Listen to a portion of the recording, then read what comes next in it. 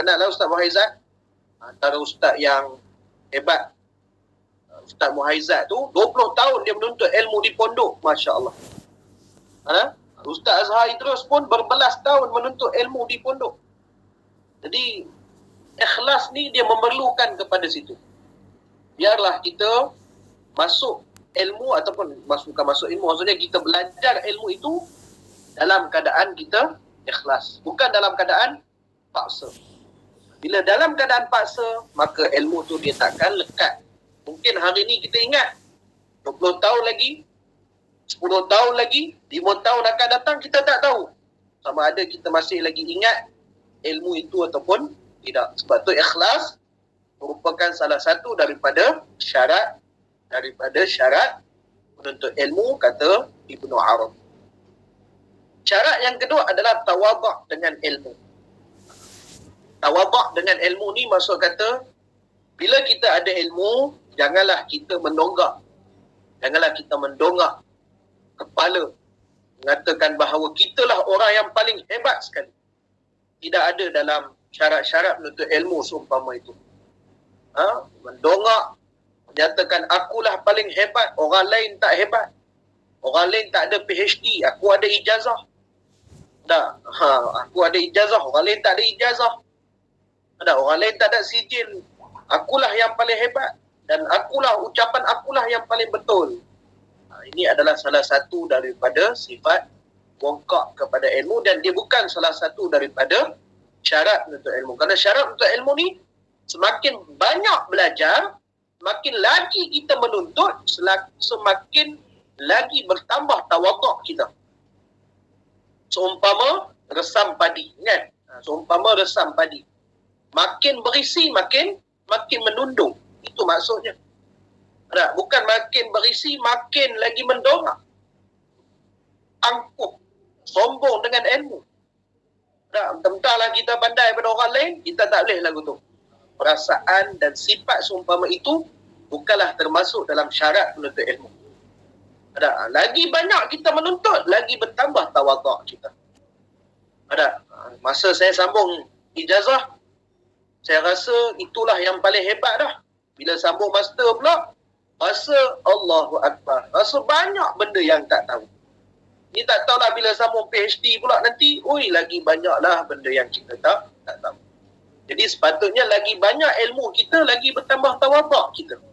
Tawaduk ni maknanya merendah diri kita. Jangan kita rasa kitalah orang yang paling hebat. Alhamdulillah, ya. Itu yang kedua. Syarat yang ketiga, tawaduk dengan guru. Ini selalu yang kita pesan. Meskipun kamu dah habis belajar, walaupun dah habis belajar kat Mesir, walaupun dah habis belajar dapat ijazah, bila depan guru kamu kena tawaduk. Tak kiralah guru tu pernah mengajak kamu ke, ataupun dia tak pernah mengajar ke, depan guru kena tawaduk. Tawaduk ni maksudnya kena merendah diri depan guru kita. Walaupun kita ni lebih pandai pada dia, entahlah sambung PhD, dah ada doktor, tapi depan guru kita, terutamanya sekolah rendah ke, sekolah menengah ke, kita kena tawaduk. Kamu dah masuk alam menengah. Bila kamu dah masuk alam menengah, kamu kena tawaduk guru di sekolah rendah kamu dulu. Bila kamu dah masuk ke alam universiti, kamu kena tawaduk pada guru yang mengajak kamu di sekolah menengah dan yang mengajak kamu di sekolah rendah. Kena rasa tawaduk. Tawaduk depan guru kita. Apa yang dia cakap, walaupun kita dah habis belajar, dah ada CD dan sebagainya, apa yang dia cakap kita dengar. Walaupun kita dah tahu, apa yang dia sebut tu kita dah tahu, tapi kita kena tawaduk, kena merendah diri. Jangan pula kata, guru aku tak betul. Apa yang dia cakap semua tak betul. Tak boleh lah kita kata lagu tu. Maksudnya, kita telah mengingkari dengan apa yang kita dah belajar. Itu. Kemudian, seterusnya, taat bagi isyarat gurunya. Maksudnya, taat kepada guru dia. Sebab itu, saya selalu pesan. Pesan guru saya, dia kata, bersabarlah dengan kerenah guru kamu, pasti kamu akan dapat manfaat daripada dia. Ingat pesan tu. Bersabarlah dengan kerenah guru kamu, pasti kamu akan dapat manfaat daripada dia. nak dapat manfaat hikmah daripada guru ni, kita kena sabar banyak-banyak. Sabar dengan kerenah guru kita.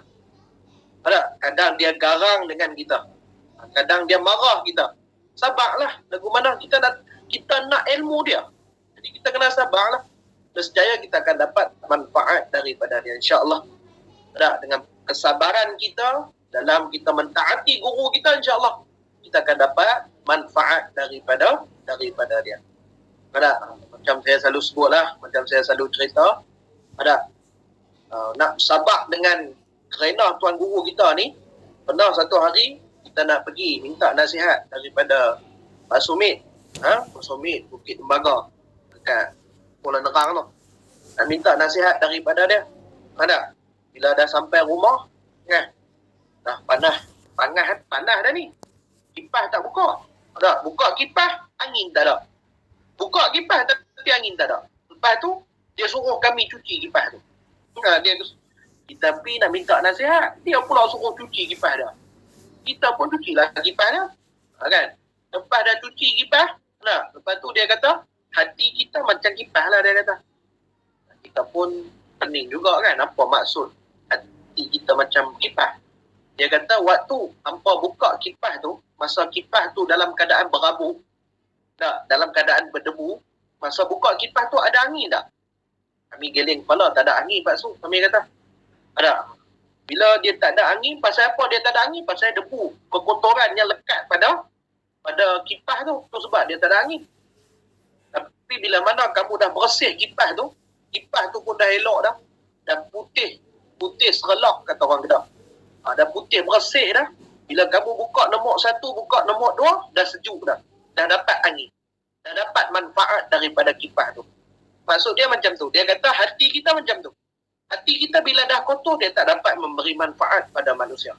Tapi bila hati kita dah bersih, dia dapat memberi manfaat daripada manusia. Nak dapat nasihat tu, kena cuci kipas tu. Kena cuci kipas dulu baru dapat nasihat tu.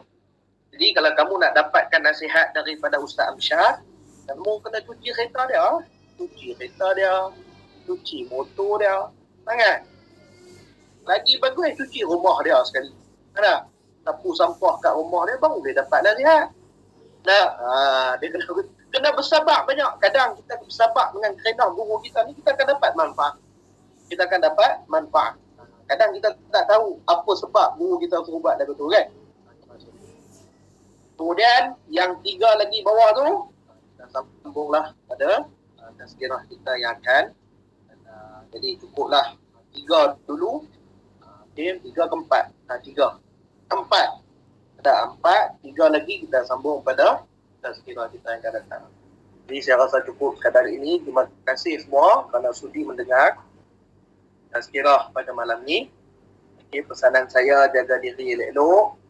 Kalau tak ada keperluan duduk di rumah, jaga jaga SOP dan sebagainya lah. Kita masih lagi belum menang lagi.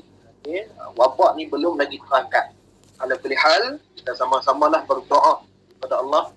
Semoga Allah mengangkat wabak ini dan kita dapatlah menjalani kehidupan kita seperti biasa, insya-Allah.